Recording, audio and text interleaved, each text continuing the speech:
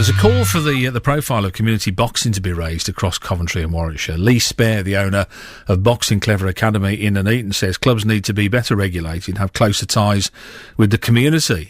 He's with us in the studio this morning, along with Patrick Dunn, who's one of the Academy's top boxers. So I'm going to watch what I say to this fella. Lads, good morning. Thanks for being with us. Good morning. Thanks for having us. You got in touch. We got in touch on Twitter, didn't you? And said, look, we've got an event coming up, and we want to raise awareness in the community as well. How difficult is it to get your voice heard as a boxing academy, Lee? Is it difficult? Yeah, definitely. I think because we're a new club, we've only been there in where we are in Collycroft for about a year now, just coming up to a year.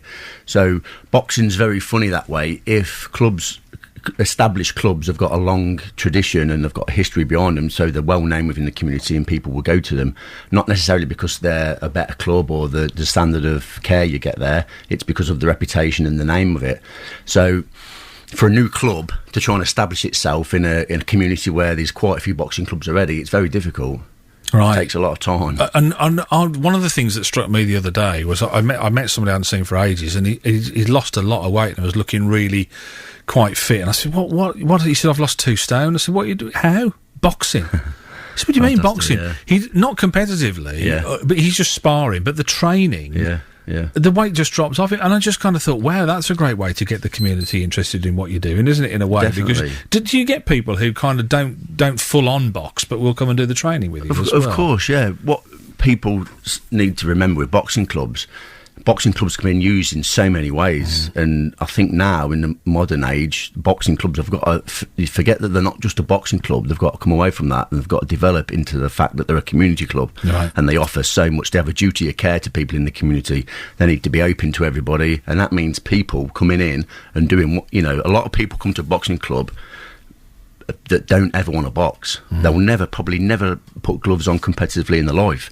but that doesn't matter. They're the mainstay of your club. That makes you get somebody in who has things like they want to get fit, they want to lose weight. We get a lot of kids in the gym that have been bullied, or they're a bit vulnerable, so they want to try and develop the confidence. Does it still? Because I was saying that, at one time they used to, like in the late 40s, early 50s, that's what they used to do with kids. They'd get him to a boxing club, toughen him up a bit, or if he's been bullied or whatever, and they used to. Does that still happen then? You still get that, do you? Yeah, you do get a lot of that, but where society's changed now, everything's developed. You're probably sure you know yourself, the age of the sort of the technical age of all the Xboxes and all things like that, things are very different. Without sounding wrong, I would say we've got a lot softer with our young people.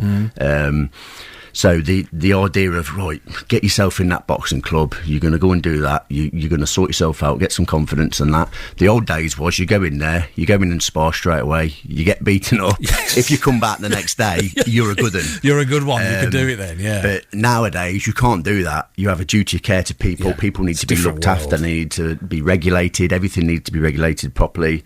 And you can go, with things changing, you can achieve so much more, but going about it a different way. What about you, Patrick? How did it start for you? Then what got you into boxing? I was overweight at first before I started boxing. I think at 13 I was heavy, and I just done it to lose weight. I just got into it that way. Were you getting bullied? I mean, you weren't getting bullied or picked on or anything? Because you're quite a tall lad anyway, aren't you? So I should imagine you're not small and fat when I first started boxing. It's made you taller as well. Yeah. Boxing's made you taller. It's the uppercuts. And what are you getting out of it? I mean, because you're one of the club's top guys now. I mean, what are you? I mean, it's your sport, isn't it? It's a sport. It's just something I like. Yeah, we do championships. I won the Midlands twice. I won a box cup gold medal. And it's just something I like doing.